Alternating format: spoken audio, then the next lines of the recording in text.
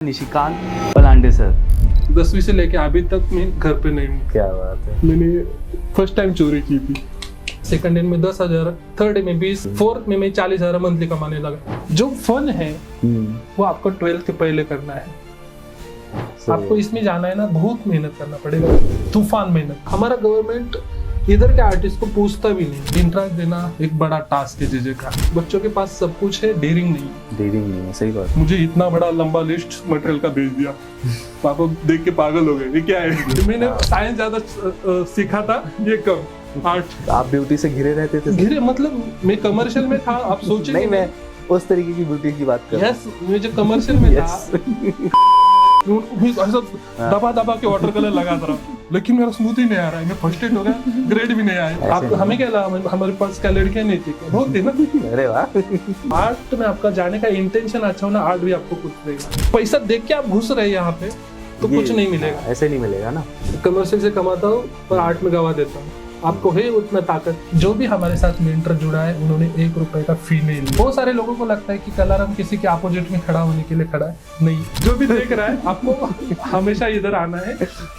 Art के जगह पे आपको खाना बहुत अच्छे मिलेगा। दिल्ली में हो आप कहीं भी, ओवल स्टूडियो आ जाइए। ओवल स्टूडियो जरूर आना है। अगर आप 600 रुपए का पेंटिंग खरीदेंगे, आपका बच्चा जाके 6,000 का खरीदेगा। वो वाटर कलर मुझे दुनिया घुमाने का चांस दे रहा है। बेस्ट है फिर तो ये।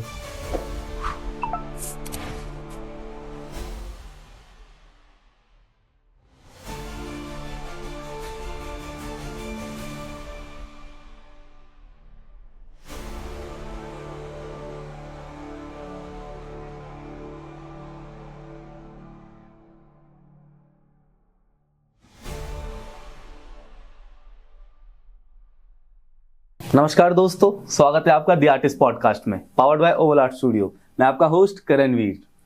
आज हमारे साथ मुंबई के एक बहुत बड़े कलाकार हैं जिनका नाम है निशिकांत पलांडे सर। उनके लिए मुझे एक शेर याद आ रहा है कि छुप जाता है तस्वीरों में एक जहां सारा, अगर वो देख ले तो बन जाए हर नज़ारे का सहारा।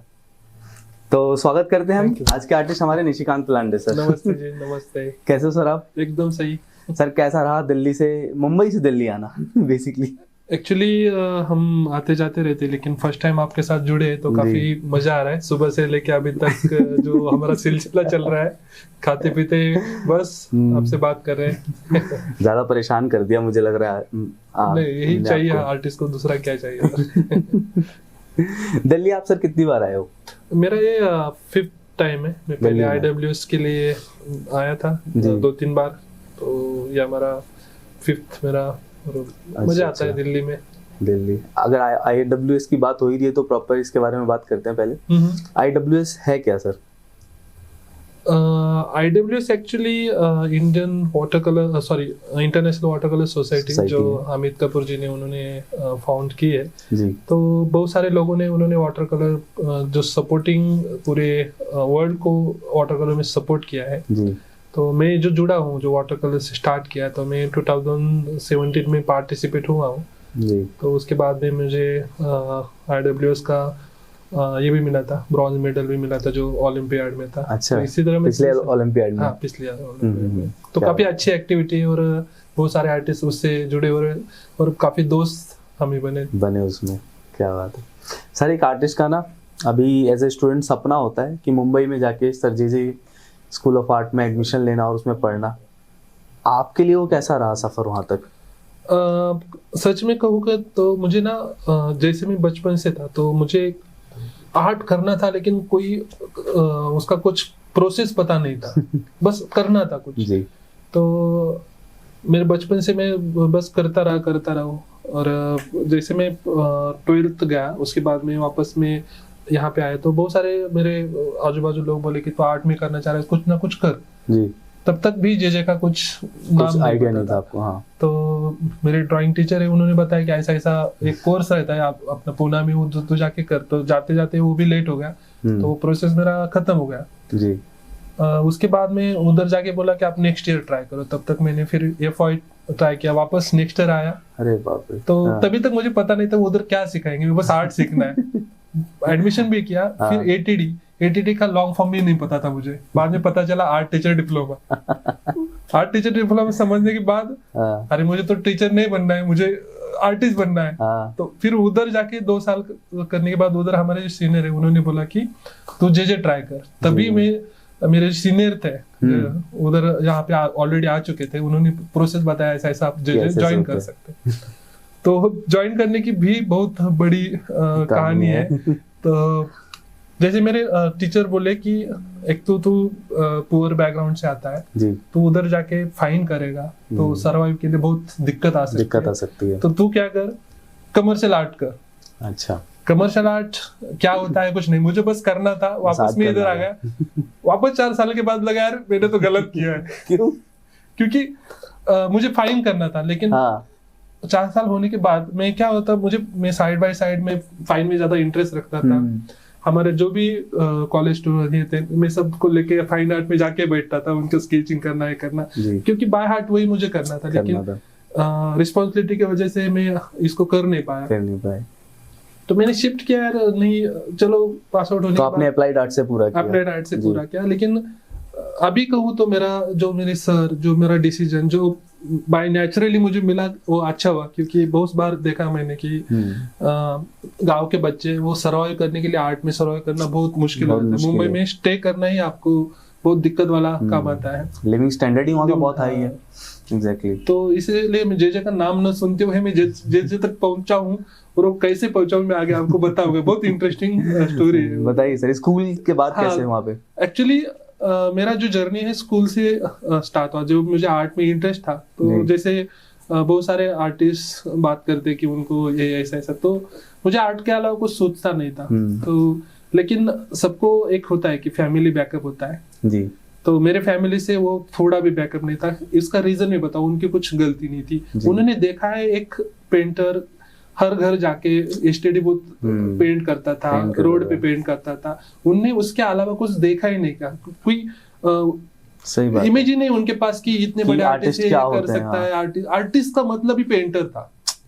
तो उसके लिए वो सोचेंगे ना मेरा बेटा रास्ते पे पेंट करे कैसे दिखेगा, कैसा लगेगा, उसका मैं कहानी बताता हूँ। माँ बाप को बुरा लगेगा। तो मैंने जब कॉलेज में था तो मैं घर में गया, तो मेरी ग्रैंड मदर थी, वो मुझे नजदीक आके बोली, बेटा ज्यादा ऊपर नहीं चढ़ना।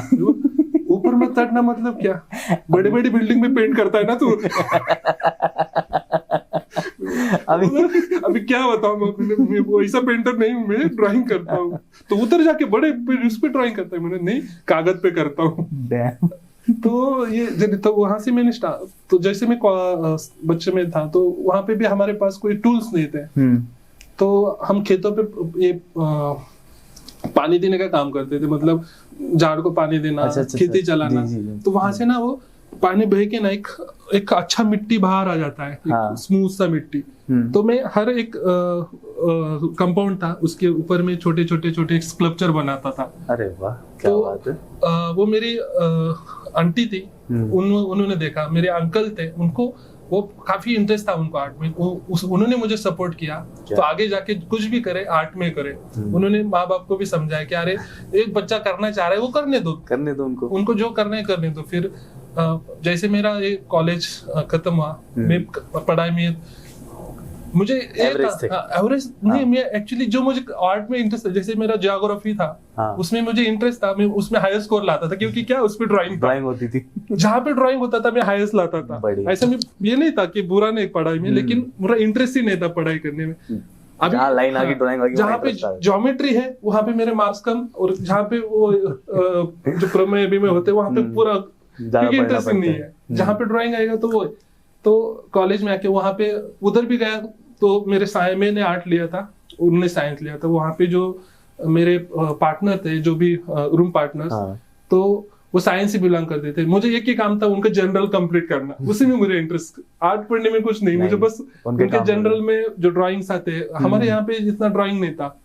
उनके यहाँ पे हर पॉइंट पे साइंस में अलग अलग ड्राइंग थे, सब पूरा बायोलॉजी के अंदर पूरी ड्राइंग सब मेरे पास आते थे। मैंने साइंस ज्यादा सीखा था, ये कम आर्ट।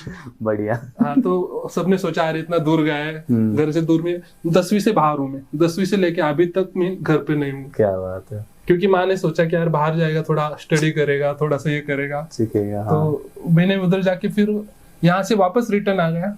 और फिर यहाँ पे मैंने सबको पूछा कि मुझे आर्ट में करना है, तो पता चलते चलते चलते मेरा अभी एक सिचुएशन ऐसा है कि घर वाले बोले कि हमारे पास 1 रुपए नहीं, आप मुंबई जाएगा तो सर्वाइव कैसे करेगा, इससे बेहतर है कि तू मुंबई में पुणे में कुछ आगे कर ले। उसी टाइम उससे पहले हम इंट्रांस देने आते, इंट्रांस देना एक बड़ा टास्क है जेजे का। लेकिन क्या क्राइटेरिया हुआ करता था सर? हाँ, पहले अभी तक वही क्राइटेरिया कि आपको सीईटी देना होता है, उस इंट्रांस देना होता है कि जैसे कि आपको पास महाराष्ट्र में इंटरमीडिएट एंड एलिमेंट्री। अभी मैं गांव में था तो मैं कर नहीं पाया ठीक से एलिमेंट्री इंटरमीडिएट। मैंने वापस ईटीटी करते समय, क्या होता है प्रॉपर इंटरमीडिएट स्कूल में आपको एक एग्जाम होता है गवर्नमेंट का, वहाँ पे आपको जाके अपना इंटर देना है। वहाँ पे अलग अलग सब्जेक्ट्स होते हैं और उसमें आपको ग्रेड्स मिलते हैं। तो मैं जब यहाँ पे था, स्कूल में था, तो कोई सुविधा नहीं थी। मुझे पोस्टर कलर, वाटर कलर, इसमें भी कुछ अंतर नहीं पता था। अच्छा। मैं सबको समझता, मेरा पतला क्यों लग रहा है, उनका जाड़ा क्यों लग रहा है। लास्ट तक मैं सोल्यूशन ही नहीं पता कर पाया। यार ये पोस्टर कर रहे हैं। मेरा वाटर कलर के ऐसा मैं उनको ऐसा दबा के वाटर कलर लगाता रहा, लेकिन मेरा स्मूथ ही नहीं आ रहा है। मैं फ्रस्ट्रेट हो गया, ग्रेड भी नहीं आए, क्योंकि घर से तो मुझे इतना ही दिया था। वो भी कैसे दिया था कि जैसे मुझे घर पे कोई पैसे देता था ना, तो सब लोग खाना खाते थे, मैं कलर्स का कुछ ना कुछ मिले लेके आता था। उतना ही मेरा ये था कि तो उससे मैंने करके वो सीखा, लेकिन हुआ नहीं। उसके बाद में एटीडी में जाने के बाद मुझे इतना बड़ा लंबा लिस्ट मटेरियल का भेज दिया। पापा देख के पागल हो गए, ये क्या है, सारा लेके आओ। इतना वाटर कलर, पोस्टर कलर, ये मतलब ये तो हम एक ही कलर। अच्छा, वो एक ही सेमेस्टर का पूरा एक बार में ही बता देते हैं? हाँ, पूरा वो मटेरियल का लिस्ट हमें दिया जाता है कि ये मटेरियल इस सेमेस्टर में ये लगेगा। ये दिल्ली में तो हर वीक के हिसाब से बताते हैं कि चलो इस वीक लेकिन ये है, तो कॉमन होता है ना कि जैसे कि हमें लगता ही वो जैसे बोर्ड्स रहेगा, शीट्स है, पेपर्स है, सारी चीजें एकदम बता दी। तो बोला इतना मटेरियल तो हमने लाइफ में कभी देखा ही नहीं। लाइफ में नहीं देखा। तो कैसे वैसे करके मैंने एटीडी किया। फिर बोला नहीं, मुझे इधर रुकना नहीं, आप सोचेंगे नहीं। मैंने उस टाइम इंट्रेंस दे के आया और मुझे नंबर फर्स्ट टाइम ही नंबर लग गया, क्योंकि एटीडी हुआ था तो थोड़ा सा ड्राइंग ठीक था जी। तो फर्स्ट टाइम नंबर लगता ही नहीं था लोगों का। जैसे कि मैं बता रहा हूँ कि मेरा जेजे में कैसे मैं पहुंचा। जी सर। मैं पहुंचा कहूंगा, ऐसा नहीं कि मैं आया करके नहीं, पहुंचा। जैसे तैसे। जैसे तो मैंने घर में बताया कि ऐसा ऐसा मैं, तो घर में कोई परमिशन नहीं था। मैं चुपचाप जाके मेरे दोस्त थे उनके साथ इंट्रेंस देने आ गया। इंट्रेंस दे दिया, वो लग गया नंबर। घर में गए कि ऐसा ऐसा वो लग गया। कैसे मैं बताता हूँ कितना खुशी होता है ना लगने के बाद नंबर आ गया। हाँ। लेकिन मैं दुखी हुआ था। क्यों? क्योंकि मैं जा ही नहीं पा सकता था। बहुत दूर था घर से। नहीं तो? जैसे मैं मेरा दोस्त आया कि बोला अरे आप हम दोनों का नंबर लगा है, अभी जाना है। बोला अरे प्रॉब्लम तो है, मेरे पास 1 रुपए भी नहीं निकलने के लिए। वो भी गरीब था, मैं भी गरीब था। वो बोला क्या करें। तो उसी दिन मेरे फादर था, उनका पेमेंट आ चुका था। क्या बात है। तो मैंने फर्स्ट टाइम चोरी की थी। मैं घर गया, देखा अभी क्या करूँ, सोचता। बोला एक बार तो मुझे चल जाएगा, 1 महीना में कैसे भी निकालूंगा। तो मैं 4000 रुपीज उधर से उठा ली और डायरेक्ट पैकिंग करके मुंबई में घाटा। तो वहां पे पहुंचे और माँ वो सब, अरे कहाँ गया बेटा। वो 1-2 दिन वो देखते नहीं थे, क्योंकि उनको पता है किधर भी जाएगा वापस ऐसा वो था। लेकिन उसके बाद में मैंने कॉल किया माँ को, मैं बोला कि ऐसा ऐसा हुआ है। और किसी वो आपने उस समय गट्स होना, ये कोई कदम उठाना सबके बस की बात नहीं। तो मैं बोला कि यार माँ मैं अभी इधर पहुंचा हूँ। तो माँ डायरेक्ट उन्होंने रोने लगी, अरे तो कैसे जाएगा, खाएगा। मैं बोला मेरे पिताजी का पैसा लिया, यार इतने पैसे में क्या होगा, और बाद में लगेगा तो क्या करेगा। मैं बोला इतना भगवान ने दिया ना, बाद में भी सोच लूंगा। क्या बात। तो फिर उधर पहुंचा मैं, तो वहां पे हॉस्टल नहीं था, कुछ नहीं था। तो आपको पता है मुंबई में कोई अपने रिलेटिव रहते तो वो रखने देते, 1 दिन रखेंगे, 2 दिन। तो मेरा कोई रिलेटिव नहीं था। मैं मेरा जो दोस्त था उसके रिलेटिव के घर पे जाके गया। वो देख रहा है क्या है, उसने पूछा मेरे को। उसके पास 2 दिन रहा। तो उन्होंने भी फाइनली बोल दिया अरे हम कितने दिन तक रख सकते हैं उसको। तो मैंने फिर हॉस्टल में गया और उनको रिक्वेस्ट की। तो उन्हें बोले 25 रुपीज पर डे का वो गेस्ट चार्ज था। अच्छा। तो एटलीस्ट मेरा स्टार्ट हुआ। कब की बात है सर ये मेरा 2008 की बात है। तो मैंने स्टार्ट किया मेरा जर्नी।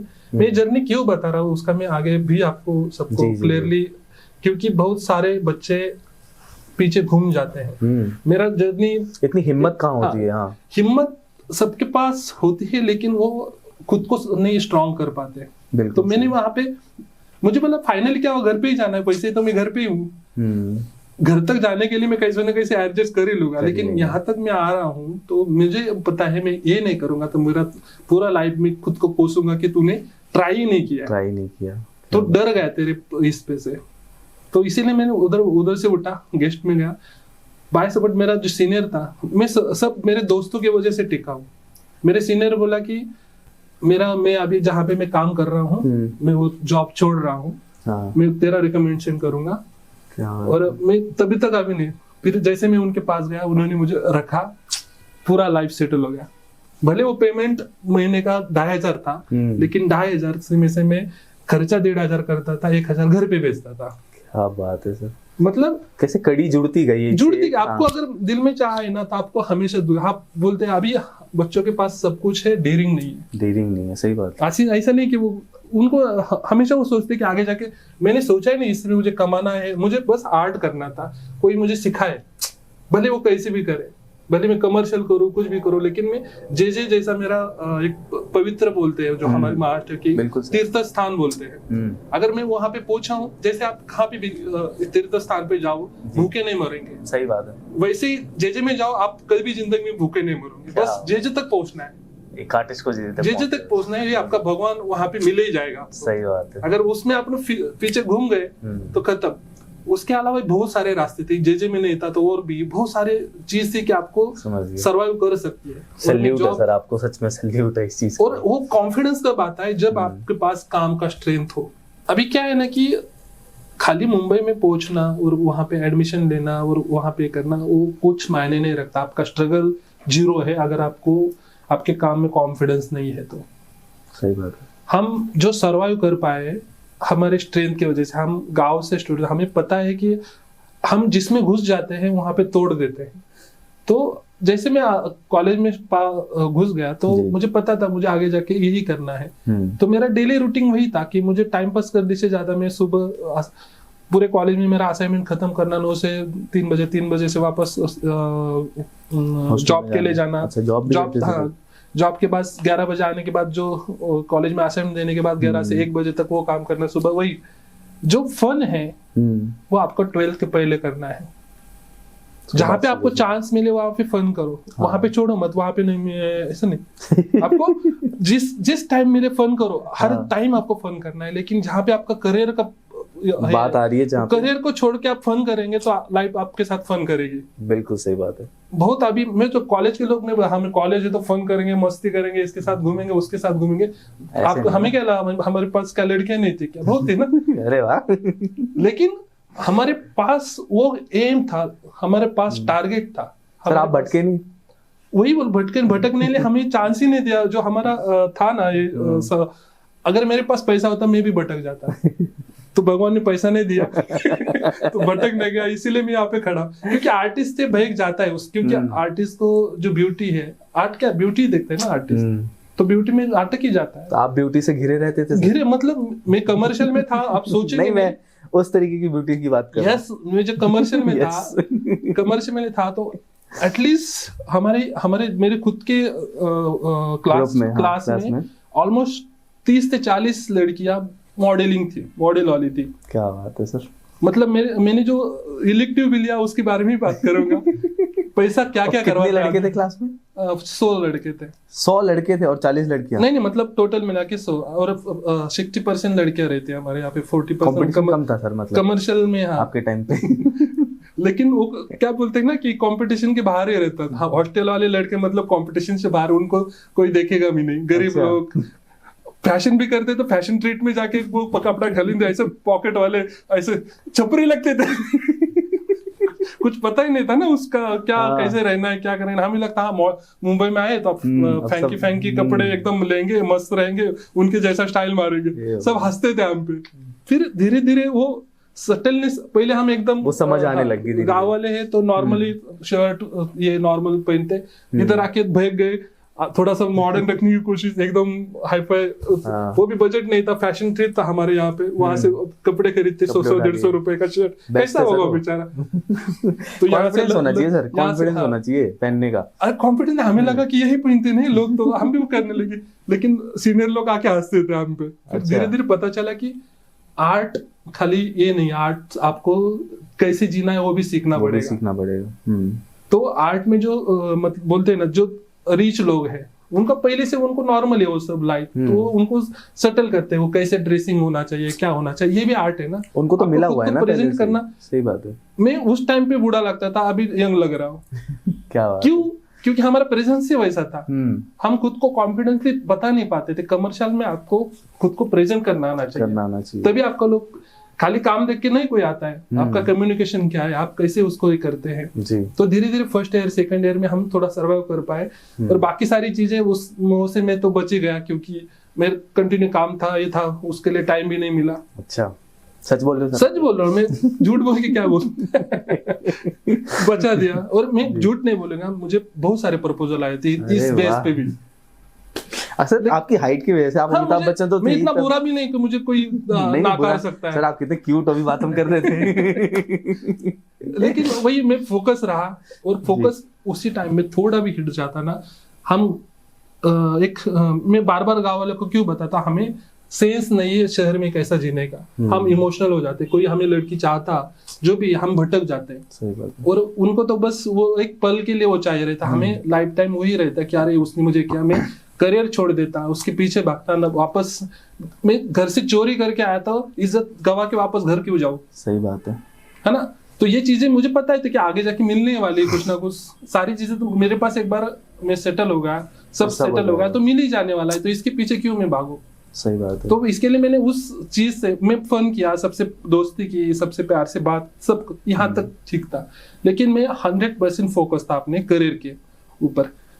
तो वहां पे मेरा जो जर्नी है वो मुझे सिखाता है कि आप अगर फोकस हो तो आपको दुनिया का कौन सा भी, बहुत सारे लोग बोलते हैं कि इसमें पैसा है कि नहीं, पैसा है क्या नहीं, क्या वो, मैं अभी मेरा आईफोन दिखाता हूँ, मेरा घर दिखाता हूँ, मेरे इतने एज में मैंने ऑफिस ले लिया, 2 घर ले लिए, 3 घर ले लिए, सब ले लिया। क्या बात। तो पैसा नहीं, ऐसी बात नहीं है, आपका पैसा देख के आप घुस रहे हैं यहाँ पे तो कुछ नहीं मिलेगा। ऐसे नहीं मिलेगा ना। आपको पैशन होना चाहिए कि मुझे आर्ट ही करना है, और जहां पे आपका पैशन होता है, चाहे आप डॉक्टर करो, इंजीनियर करो, आप बोलो क्या गारंटी है ये होने के बाद भी आप पैसा कमाए। हाँ बोलते ना आर्ट में पैसा नहीं है, तो किसमें पैसा है, आप श्योरली बता दो कि इसमें पैसा है, आप जाओ जब तक business आप मेहनत नहीं करो किसी फील्ड में कैसे मिलेगा आपको। ऐसा होता है तो सब वही फील करते हैं ना, वही तो। श्योरिटी से करते हैं कि हाँ इसमें पैसा है, मैं यही यही कर करूँ। उसकी लेते हैं। गलती मैंने की है इसमें भी। कमर्शियल आर्ट में मेरा ड्राइंग इतना अच्छा होने के बाद मुझे 10 लोगों ने बोला जी। इलस्ट्रेशन में पैसा नहीं है, आप फोटोग्राफी लो। मैंने इलेक्टिव फोटोग्राफी लिया, उसके लिए मैंने 1 महीना पेंटिंग बनाया कैमरा बनाने के लिए। फंसा दिया सर आपको। तो फंसने वाला था ना, आप पैसे के पीछे भागोगे फंसेंगे आप। मेरा वो नहीं था, लेकिन कोई भी जितना भी मैंने किया वो डेफिनेटली मेरे इसके अंदर काम में आया। वो एक्सपीरियंस फोटोग्राफी का जो नॉलेज है वो बेस्ट नॉलेज होता है आपको, जो कंपोजिशन एंड लेआउट के लिए। बिल्कुल उसका कोई वेस्ट नहीं किया, लेकिन मेरा ड्राइंग था वो तो मुझे कोई कॉलेज में आपको नहीं सिखाता है, आपको खुद को सीखना पड़ेगा। आप बोलेंगे कि टीचर बेकार है, वो बेकार है, वो आपकी गलती है, आप खुद नहीं सीख रहे हैं। आप कितना अपना बेस्ट दे रहे हो, अच्छे वो टीचर जरूरी है तो और भी अच्छा सीख सकते हैं, लेकिन बस टीचर ही अच्छे नहीं इसीलिए आप बेकार सीखे, ये गलत बात है। फिर कोई ज्वाइन ही नहीं करता ना जेजे में, जाता क्यों? टीचर कहाँ पे कौन से टीचर अच्छे होते हैं?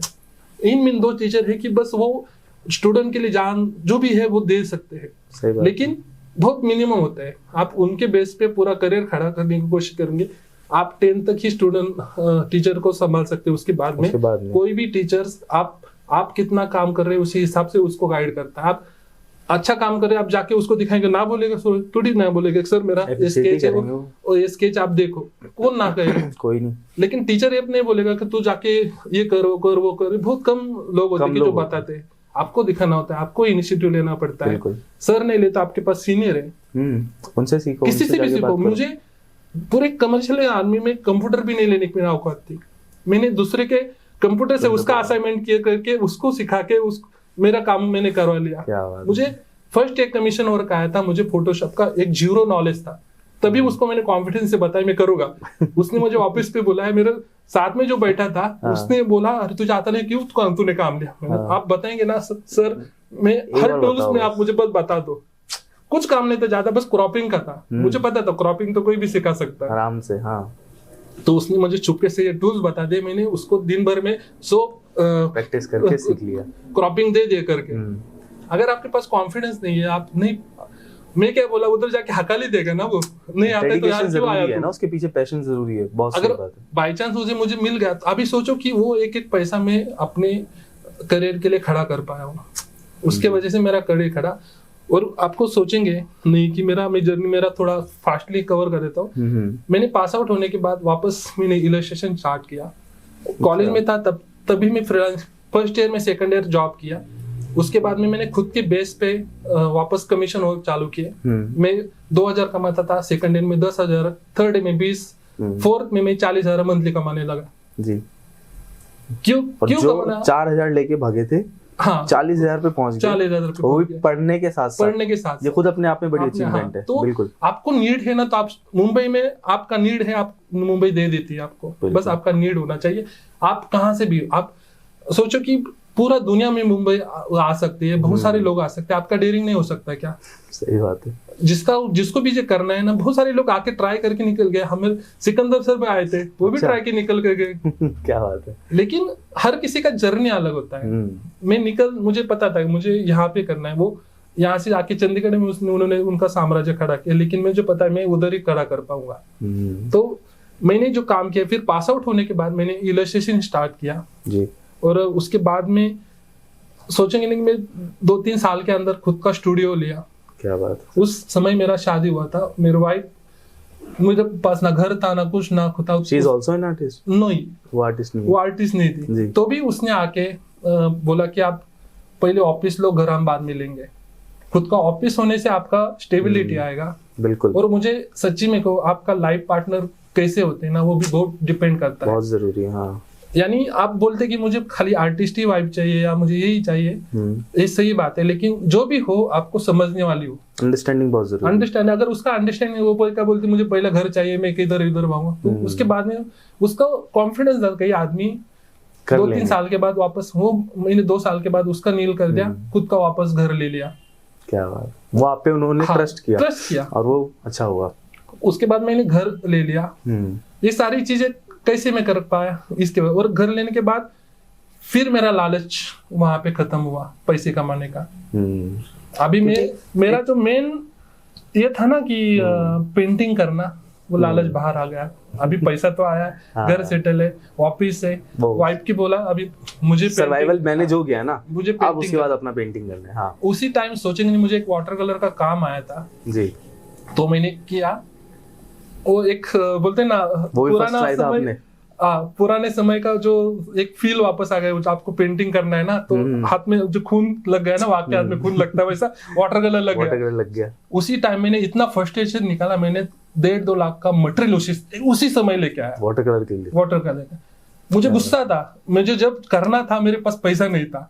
अभी मैं पूरा, मुझे जो चाहिए विंसन न्यूटन का ब्रश, विंसन न्यूटन का कलर्स, आर्चिस का पेपर, जो भी इंपॉर्टेंट है सबसे पूछा, मुझे सबसे महंगा कौन सा आता है वही लाऊंगा, स्टार्ट उससे करूंगा, भले मुझे आता ही नहीं। उसके बाद में मैंने अलग अलग आर्टिस्ट लोगों से, क्योंकि सीखने नहीं मिला, वहां पे मैंने स्टार्ट किया। अमोल पवार सर, विक्रांत सर, जो उन्होंने, उनको मिलने के लिए मैं अलग अलग जगह पे, जहाँ पे उनका छोटा सा भी वर्कशॉप होता, मैं उधर उनको मिलने जाता था। उसके बाद फिर अलग अलग आर्टिस्ट से, विजय विश्वाल रहे, प्रफुल्ल सर रहे, ऐसे बहुत सारे लोगों से, विला स्टोन पे, ऐसे मेरे बहुत सारे मेंटर्स।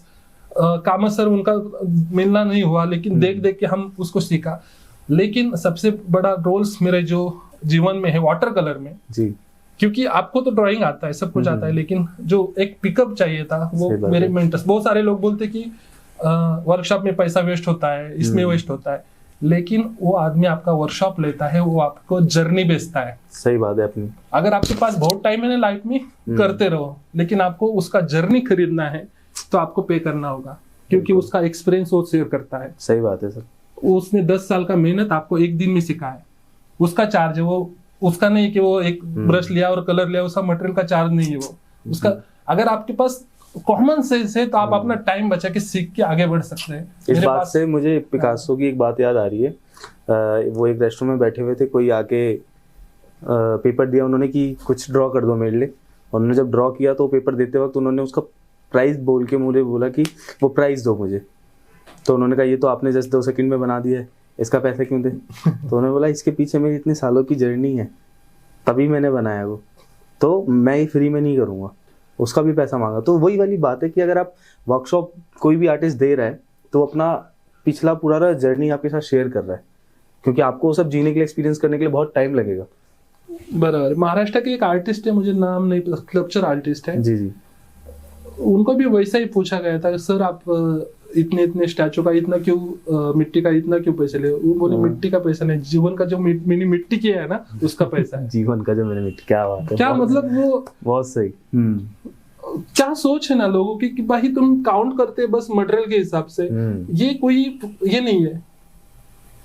तो वही है कि आप अपने काम पे फोकस करो, आपको जो चाहिए आपके सामने खड़ा होगा। अगर आपने सोच के चले कि भाई मुझे इससे ये पैसा कमाना है, उससे वो करना है, फिर आप आर्ट मत कीजिए। आपको पैसा कमाने के बहुत साधन है, आप बहुत सारी चीजें आप उससे पैसा कमा सकते हैं। आर्ट से पैसा कमाने के लिए कोई आता है तो गलत करता है। आर्ट से पैसा मिले ये आपका सौभाग्य है। अगर आर्ट के लिए पैसा कमाने आते तो नहीं। अभी हमारा सौभाग्य है कि हमसे आर्ट से हम पैसा मिल रहा है, क्योंकि हमने आर्ट के लिए पूरा जिंदगी दिया है। सही बात है। आप अगर जिंदगी नहीं दे रहे हो, डायरेक्ट बोल रहे कि आर्ट से पैसा आना चाहिए, मैं नया हूँ, घर से परमिशन नहीं मिल रहा है, मुझे ये नहीं मिल रहा है, रो रो के आपको क्या मिलेगा? फ्रस्ट्रेशन ही मिलेगा ना। रोना छोड़ दो, काम पे लग जाओ। इस बात से समझ तो आ रहा है कि आपकी इंटेंशन ऐसी होनी चाहिए आर्ट को लेके कि आप पैसा देख के आओगे तो नहीं मिलेगा। आप प्योर हार्डकोर आर्टिस्ट बनने के लिए आ रहे हो तो वही है, सरस्वती आप अच्छी करो, लक्ष्मी अपने आप अट्रैक्ट होंगी, वो वाली बात है। एकदम सही। क्योंकि वही मैंने बहुत सारे, अभी मुझे हर रोज मैसेज आता है, आप कितना कमाते हो, आपका सैलरी क्या है, अपना कितना मिलता है, एक पेंटिंग में कितना बेचा जाता है। मैं बोला ना, मैं कमर्शियल से कमाता हूँ और आर्ट में गवा देता हूँ। आपको है उतना ताकत? सर जैसे आपने स्टूडियो अपना ऑफिस बनाया, ऑफिस बनाने के बाद आपने कहा कि इलस्ट्रेशन में काम किया, तो थोड़ा सा बताइए कि किस किस टाइम पे किन किन लोगों के लिए काम किया जब आपने? एक्चुअली जैसे मैं पास आउट हुआ तो मेरा कमर्शियली बहुत सारा काम चल रहा था, तो मैं मेरे बैचलर लोगों के साथ रहता था। तो मेरे जो जूनियर थे तो उनके साथ मैंने उनको भी साथ में लेके काम स्टार्ट किया था। तो बहुत सारे फ्रीलांस वर्क मैंने स्टार्ट किए थे। तो जैसे मैंने फ्रीलांस वर्क स्टार्ट किए तो धीरे धीरे वर्क आने लगे, और उसी समय मुझे कुछ इंटरनेशनल अवार्ड्स मिले जी। तो उसके वजह से क्या हुआ, मेरा पूरे दुनिया में नाम हो चुका। तो उस बेस पे मुझे रशिया से भी बहुत सारे प्रोजेक्ट आ गए। क्या बात है। तो मुझे लगा कि फिर अभी कुछ करना पड़ेगा, क्योंकि एक सिंपल जगह पे हम नहीं वर्कआउट कर सकते। सही बात है। तो उसके बाद में मैंने सोचा मैं पार्टनरशिप में स्टार्ट करूं, लेकिन मेरा शादी हुआ था।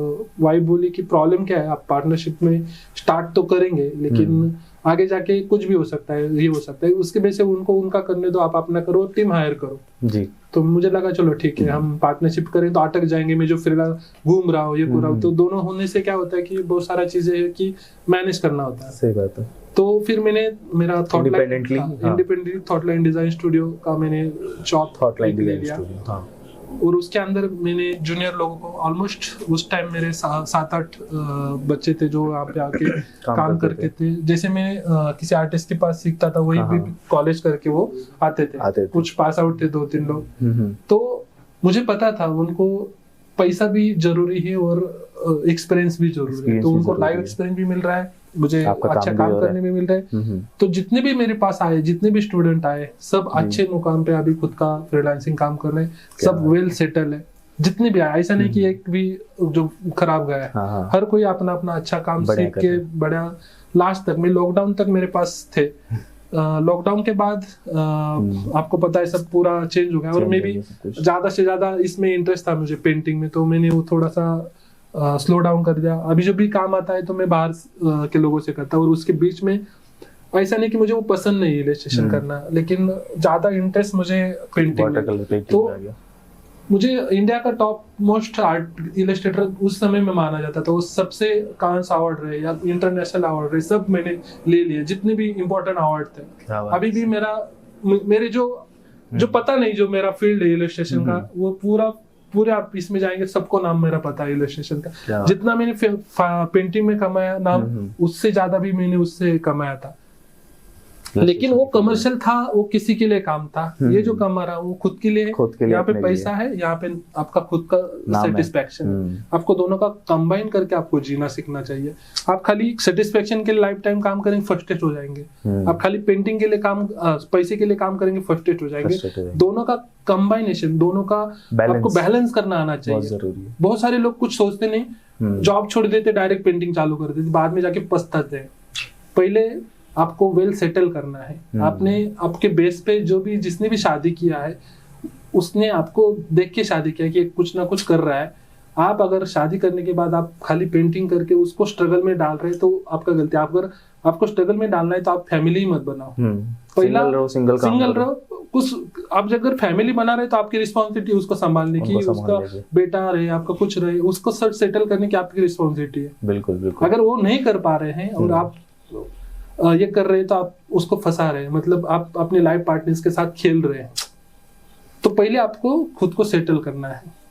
अभी कैसे मैनेज कर रहे हो सर आप अपनी प्रोफेशनल पर्सनल लाइफ? मेरा जो है कि मैं मेरे पास खुद का घर है, खुद का ऑफिस है, और उसको चाहिए और 2 घर लेके दिए। अच्छा। तो वो सेटिस्फाइड, पैसा कभी लेडीज को सेटिस्फाइड, लेकिन मुझे जितना आता है उतना, उसने से अभी मैं घर में, तो मुझे अभी घर भी लेने की जरूरत नहीं, तो भी जितना आता है मेरे वाइफ के पास वो जाता है। वो खुश नहीं है लेकिन कुछ बोल नहीं सकती, क्योंकि मैंने पूरा लाइफ सैक्रिफाइस किया है अपने आर्ट के लिए। अभी उनको जो चाहिए था मैंने दिया, अभी मुझे जो चाहिए उनकी रिस्पॉन्सिबिलिटी कि मेरे अंदर जो आर्टिस्ट है वो आपको, और उसने अभी बहुत सारा सपोर्ट उसने भी अभी तक किया है। आप सोचेंगे नहीं, मेरे बच्चों का ना स्कूल, ना फी, ना मुझे किराना लाना, कुछ भी मुझे पता नहीं है। वो सब वो अकेले मैनेज करते हैं। क्या बात है। मैं बच्चे का कितने स्टैंडर्ड में वो बताने के लिए मुझे सोचना पड़ता है। मतलब आप इतने डेडिकेटेड हो चुके हैं। वो आर्ट के प्रति मैं डेडिकेटेड, लेकिन वो भी उतनी डेडिकेटेड थी। उसने पता है कि हाँ ये कर रहा है। मैं मेरे स्टूडियो से कभी 15 दिन में घर पे नहीं जाता हूँ। कितना घर दूर है पता है? कितना दूर? 5 मिनट्स। वो डबा लेके आती है मेरे लिए। क्या आपका डेडिकेशन होना चाहिए। अगर मैंने सोचा ना इसमें मुझे करना है, मैं उसके ऊपर घुस जाता हूँ, और उसके लिए आपको सपोर्ट, अगर वो बोले घर पे आओ ये करो, तो हमारा टाइम निकल जाता है। ये होता है, फिर बहुत सारी चीजें हम काम कब करते हैं, रात में काम करते हैं, तो वो सारी चीजें वहां पे निकलती है। आप कुछ भी करो, आपके पास वो डेडिकेशन होना जरूरी है। सर फिर जब आपने ऑफिस वगैरह सेट कर दिया, उसके बाद और आर्टिस्ट मिले, फिर जैसे IWS की बात करी हमने, तो IWS में आप कब जुड़े, कैसे हुआ वो? IWS मेरा जुड़ने का मेन रीजन था कि हमारे महाराष्ट्र के हेड विक्रांत सितोले जी आर्टिस्ट वो थे जी। तो उनके थ्रू में उन्होंने बहुत सारे में उनके पास ये वर्कशॉप लिया था जी। तो उन्होंने एक दिन पोस्ट डाला कि ऐसा एंट्रीज देनी पड़ती है जी। तो उसके बाद में मैंने बोला अरे अच्छी अपॉर्चुनिटी, हम ट्राई करके देखता हूँ। मैं 1 साल ही सीखा था, तो उसी टाइम मेरा वर्क भी सिलेक्ट हुआ। और मैं सोचूंगी नहीं, उनके पीछे में खड़ा होता, किसी को पता नहीं था निशिकांत को नहीं, विक्रांत से सामने में पीछे ऐसे शांत खड़ा, बात नहीं कर रहा है किसी ने, सबको लगता कि एरोगेंट है, लेकिन बात बोलना ही नहीं आता तो क्या करे। तो ऐसा चुपचाप खड़े होके फिर धीरे धीरे उनके साथ रह के ये करके फिर सारी चीजें अपने आप हो गई। और उसके बाद में आपको तो पता है, मैं अभी कलारम हमने कलारम एक चला रहे हैं जी। तो हमारा मोटिव यही था कि मैं और हमारे अचिंत्य हजरा जो फाउंडर है दोनों जी, हमारा मोटिव था कि हमें घूमना पसंद है जी। तो हमने सोचा चलो एक जगह पे हम पुणे में वर्कशॉप डालते हैं, वर्कशॉप डाल दिया और काफी लोग का रिस्पांस आया, अच्छा रिस्पांस आया। तो हमने सोचा कि यार इसको कुछ तो नाम देना पड़ेगा। बिल्कुल। तो बोले कि नाम क्या देते, फिर मेरे दिमाग में यहाँ कला आरंभ, जहाँ से हमारा कला का आरंभ होगा, ऐसी हम संगठना खड़ी करेंगे जहाँ से हम हर कोई जो सीखना चाह रहा है, जुड़ना चाह रहा है, हमसे आरंभ करे। क्या बात है। उसके बाद में सोचे हमारे साथ सपोर्ट में हम वाराणसी गए, तो हमारे साथ बहुत सारे आर्टिस्ट अपने सिकंदर सर हमसे वहां पे जुड़े जी। उसके बाद में हमने बूंदी गए, तो बूंदी तो आपको पता है विक्रांत सुतरी उनका वो तो फेवरेट प्लेस है। तो उन्होंने बोला कि अरे ऐसा है तो मैं भी आपके साथ जुड़ूंगा। और एक बात बताओ, जो भी हमारे साथ मेंटर जुड़ा है उन्होंने 1 रुपए का फी नहीं लिया है। क्या बात है सर, ये कौन नहीं कर सकता। खाली कलारम के लिए मैं जितने भी मेंटर बुला रहा हूँ सब फ्री में आ रहे हैं, बच्चों को सिखा रहे हैं और जा रहे हैं। उनको बिलीव है कि हम कुछ गलत नहीं कर रहे हैं। सही बात। जिस दिन हमारा बिलीव हमसे बिलीव टूटेगा, सब हमसे टूटने वाला है। बिल्कुल। हमारा मोटिव कलारम का यही है ही नहीं कि हम, इसके अलावा हमारे बहुत बड़े प्लान्स है, और वो प्लान्स अकेले के नहीं, सब साथ में जुड़ के हमारा प्लान है।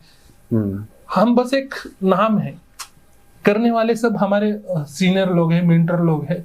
उसमें सबसे ज्यादा मुझे हमें सपोर्ट किया हर इसमें अंदर वो है हमारे Vijay Biswal sir, Vikrant sir, Sikandar sir. हर टाइम हमारे साथ वो खड़े हुए हैं, हर टाइम। कुछ भी बोलो, कभी उन्होंने ना नहीं कहा। इसकी वजह से वो क्या होगा कि हमारा एक सारा हुआ। बहुत सारे लोगों को लगता है कि कलारम किसी के अपोजिट में खड़ा होने के लिए खड़ा है, नहीं। हम हर जगह पे, कोई बुलाए ना बुलाए, हम मुंह उठा के चले जाते हैं उनके इसमें। बहुत बार हम IWS के पास गए हैं, सबको लगता है कि यार इस तरह से हुआ। IWS ये हमारे लिए बहुत इंपॉर्टेंट रोल्स है, क्योंकि इतनी बड़ी संस्था जिसने वाटर कलर को ये किया है, उस संस्था को दुनिया में कोई भूल नहीं सकता। क्योंकि पूरा वाटर कलर का जो मूवमेंट है ना, वो IWS ने चालू किया है। जितने भी आर्टिस्ट निकले हैं वो IWS ने चालू किया है। अभी चंडीगढ़ में पिछले कुछ दिनों अभी वर्कशॉप भी थी अतनु डोगन की। तो वही है कि हम सब मिल के काम करना चाह रहे हैं, और हमारा कलारम बहुत छोटा संस्था है जी।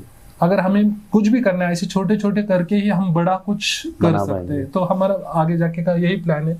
जितने भी स्टूडेंट्स हैं, जितने भी आ रहे हैं, जितने भी सीख रहा है, सोचेंगे नहीं। हमने कलारम का ऑनलाइन कंपटीशन खड़ा किया था।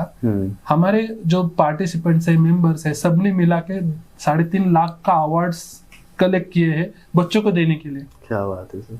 कौन करता है ना, खाली फोन पे हमने बोला कि ऐसा ऐसा अवार्ड है। सबने सपोर्ट किया। क्यों किया सपोर्ट?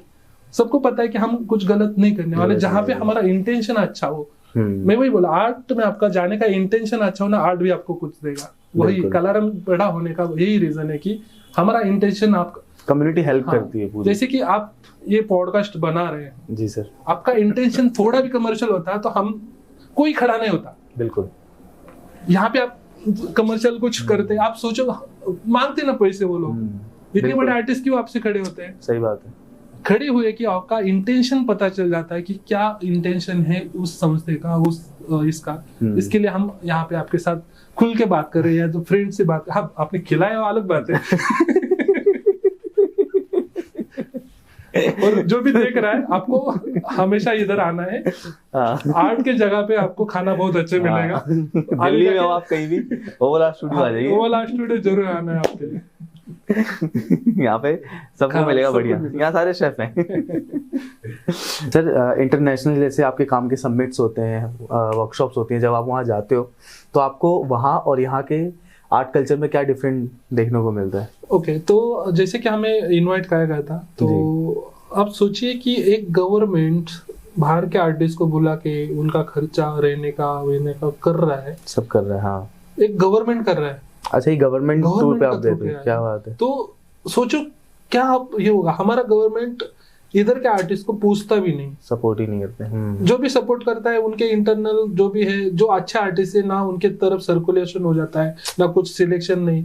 मुझे लगता है कि अगर आर्ट को ग्रोथ करना है तो राजस्व बहुत जरूरी है, क्योंकि आर्ट हमेशा डिमांड करता है कोई सपोर्ट करे। सही बात है। क्योंकि आर्ट से आप ज्यादा बेच नहीं सकते, नहीं करते। जैसे पहला हमारा क्यों आर्ट ज्यादा, राजा रवि वर्मा क्यों ज्यादा काम कर पाए, क्योंकि उनको राजा का सपोर्ट मिला। इसीलिए गवर्नमेंट का अगर हमारे आर्टिस्ट को सपोर्ट मिलेगा, इंडिया का जैसा आर्ट दुनिया में किधर नहीं देखने मिलेगा। इतने सारे टैलेंटेड आर्टिस्ट है। क्योंकि आप दूसरी गोष्ट, हर एजुकेशन से आर्ट आप हटा रहे हो। सोचो आपका घर में अगर पेंटिंग एक वॉल पे रहेगा तो वो घर कितना रिच लगता है, सुंदर लगता है। घर में घर होने का एक एहसास आ जाता है। वही अगर आप आर्ट निकाल दो, आप उधर पे कुछ नहीं। बहुत सारे लोग बोलते हैं कि पेंटिंग महंगे आते हैं। तो आप बाहर जाएंगे, हर घर में ओरिजिनल आर्ट है। इसके लिए वो आर्टिस्ट सर्वाइव कर पाते हैं उसके अंदर। हमारे इंडिया में वो कल्चर डेवलप बहुत टाइम लग रहा है। टाइम लगेगा, वहाँ सोसाइटी अवेयर है। आप सोचो पिज्जा खाने के लिए हमारे पास 1000-1500 है, कम से कम आपका बजट नहीं है, 500-600 रुपए से भी स्टार्ट होता है पेंटिंग लेना। आप ले नहीं सकते वो पेंटिंग अपने घर के लिए। स्टूडेंट आर्टिस्ट की हेल्प करो। अरे अच्छा आर्टिस्ट भी वो लेते हैं, आप स्टार्ट तो करो। अगर आप 600 रुपए का पेंटिंग खरीदेंगे, आपका बच्चा जाके 6000 का खरीदेगा। वो कल्चर होना जरूरी है। हमें घर में ब्रांडेड शर्ट, ये शर्ट, उसमें आपका इज्जत जाता है, लेकिन घर में पेंटिंग नहीं है, तब इज्जत जाएगा, तभी वो लगाएंगे। ऐसा हमें अभी प्रिडिक्ट करना चाहिए कि आपके घर में पेंटिंग नहीं, मतलब आप बहुत गरीब लोग, तभी हर लोग लेगा। सही बात, ये एक ऐसा ट्रेंड कल्चर शुरू करना चाहिए हमें। तेरे घर में तो पेंटिंग नहीं, ओरिजिनल पेंटिंग, और तूने तो प्रिंट लगाई है, तो इज्जत निकालो। अगर आर्टिस्ट की इज्जत बढ़ानी है तो उनकी इज्जत निकालनी पड़ेगी। बिल्कुल, आर्ट कल्चर डेवलप करना पड़ेगा।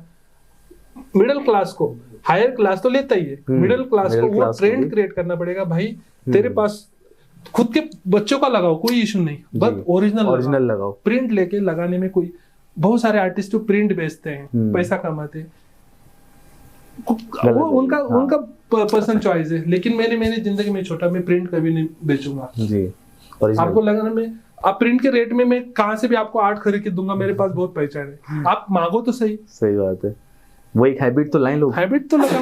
मैं मेरे कुछ पेंटिंग इतने चीप रेट में, बहुत सारे लोग बोले इतना कम रेट में मिले, तू ले, क्यों नहीं ले रहा है? तो शुरू कर। तू बोल रहा है कम रेट में क्यों बेच रहा है? मैं बोला कम रेट लग रहा है तो तू ले, जिस रेट में ले सकता है ले लो। तो वो नहीं, बस बोलना है कि कम रेट में बेच रहा है। अरे मैं क्या बोल रहा, कम रेट वाला कौन लेता है? मिडिल क्लास लेता है। उससे क्या होगा, घर में उसके पेंटिंग जाएगा, वो आगे जाके और बड़े आर्टिस्ट का खरीद पाएगा। सही बात है।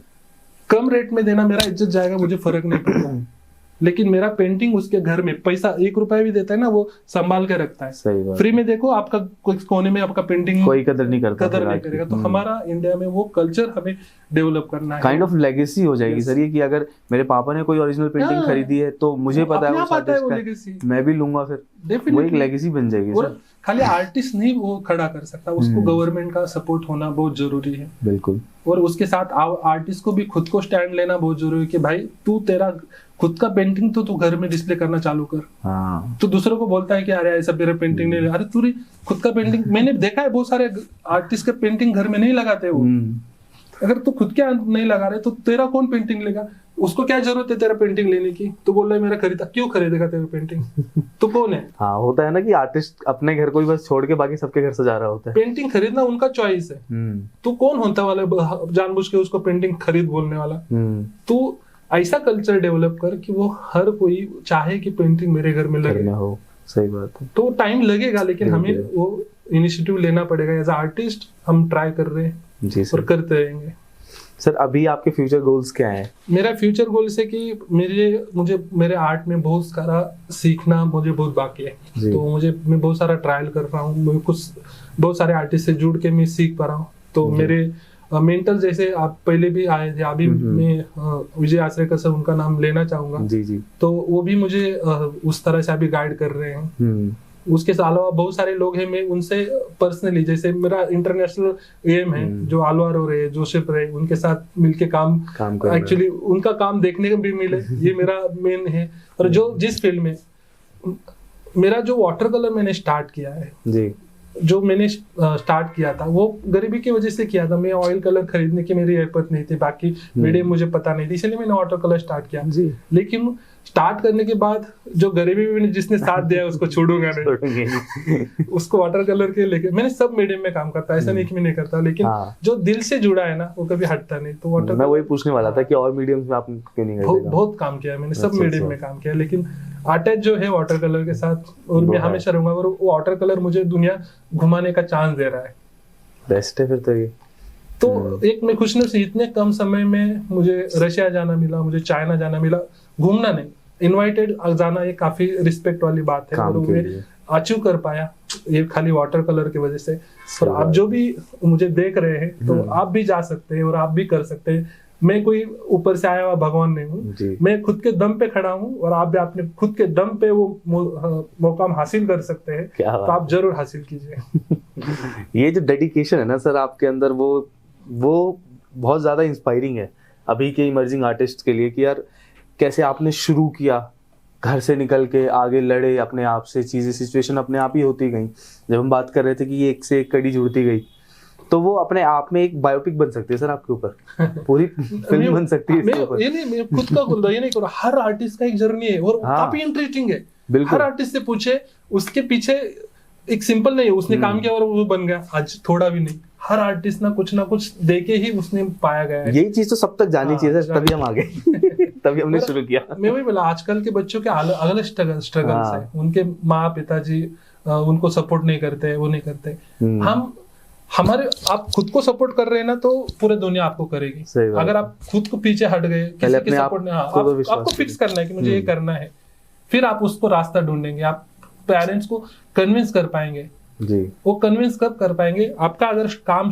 आपका खुद को काम चेक करना बहुत जरूरी है कि आपका स्ट्रेंथ क्या है काम का। आप अगर मिडल है तो नहीं चलेगा इधर, यहाँ पे एक तो टॉप चाहिए, नहीं तो कुछ नहीं। बहुत सारे आर्टिस्ट है वो स्ट्रगल करके निकल जाते हैं।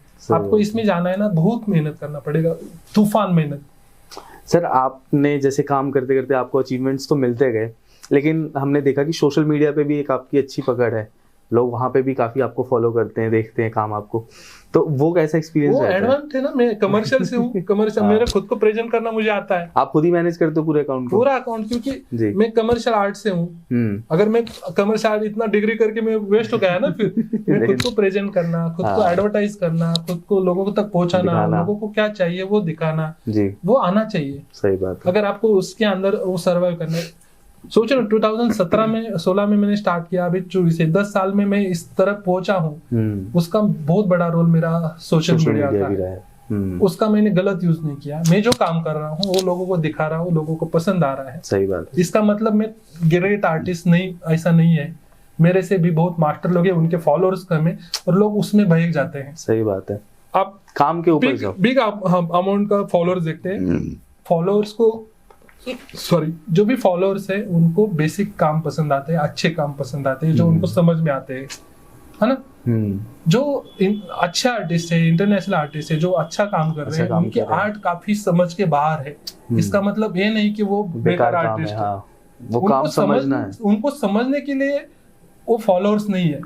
सही बात है सर। जैसे कि आप पान फूल व्हील बनाने, उनके फॉलोअर मिलियन में है, क्योंकि कॉमन लोगों को वही समझ में आता है, इसलिए फॉलो करते हैं। सही बात है। आर्ट को समझना है तो उसको जितने भी डेप्थ पे भी जाना पड़ेगा। जाने के लिए आप जो भी आपके फॉलोअर्स है वो इन डेप्थ होंगे तो ही आपको ये करेंगे, तभी समझेंगे। और इन डेप्थ जिसको फॉलोअर्स आते हैं वो मास्टर, जैसे बहुत सारे आर्टिस्ट है, जैसे कामत सर है, प्रफुल्ल सर है, बहुत सारे कि जिनके फॉलोअर्स बहुत कम है, उनके हिसाब से जितना वो डिजर्व करते हैं। इसका मतलब वो ग्रेट, पूरे दुनिया उनको जानता है। बिल्कुल, उनको मिलने के लिए तरस जाते हैं। हमारी आर्ट इंडस्ट्री में तो बहुत फेमस है, सब कुछ सेलिब्रिटी लोग हैं वो। बिल्कुल, अगर और इसका मतलब ये मेरे ज्यादा फॉलोअर इसलिए मैं ग्रेट आर्टिस्ट है नहीं, मुझे बहुत सीखना है। मैं बस खुद को प्रेजेंट करना मैंने सीख लिया। मैंने उनसे बस एक ज्यादा इधर फोकस किया। ये हर आर्टिस्ट के अंदर होना चाहिए, अपने आप को प्रेजेंट करना आना चाहिए, लेकिन उस पे नहीं बिलीव होना चाहिए। आप प्रेजेंट कर रहे हो, आप बता रहे कि मैं ग्रेट आर्टिस्ट हूँ, नहीं, आपको लोग तक पहुंचना है, उधर तक ठीक है, लेकिन आप हमेशा स्टूडेंट बन के रहो। आपके फॉलोअर्स मिलियन हो नहीं तो कुछ हो, आप डाउन ही है। बिल्कुल, आप उनके आगे खड़े नहीं हो सकते। उन्होंने दिन रात मेहनत करके वो मुकाम हासिल किया। अपना लर्निंग एटीट्यूड हमेशा रखो, खुद को प्रमोट करके, एंटरटेन करके। लोगों को एंटरटेन चाहिए। अभी भी जो पॉडकास्ट देखे ना, वो सीरियस नहीं सुनेंगे। यहाँ पे जोक्स, मेरा जो टाइम पास वाला चीज वो इमीडिएटली लेते हैं, लेकिन मेरा जो सीरियस पॉइंट है समझाने का, दिन रात स्केचिंग करो, एक दो ही लोग समझेगा, एक दो ही लोग आगे जाके उसका, मुझे पता है, एक भी समझाना इस पॉडकास्ट का मेरा जो आपका मोटिव है वो क्लियर हुआ। आप करोड़ों लोग उस पॉडकास्ट को देखे, एंटरटेनमेंट के तरह देखेंगे, एंटरटेनमेंट की तरह वो छोड़ देंगे। एक जो स्टूडेंट है, एक भी इंस्पायर हो गया, बस हमारा ये मोटिव सफल हो जाएगा। Thank you so much sir, इतनी अच्छी बातें और इतनी इंस्पायरिंग बातें करने के लिए। हम लोग बहुत खुश हैं आपसे बात करके, और जिस तरीके से आप मुंबई से दिल्ली आए हमसे ये पॉडकास्ट शूट करने के लिए, बात करने के लिए, ये हमारे लिए बहुत बड़ी बात है। और उम्मीद है हम दोबारा ऐसी और अच्छी बातें करेंगे।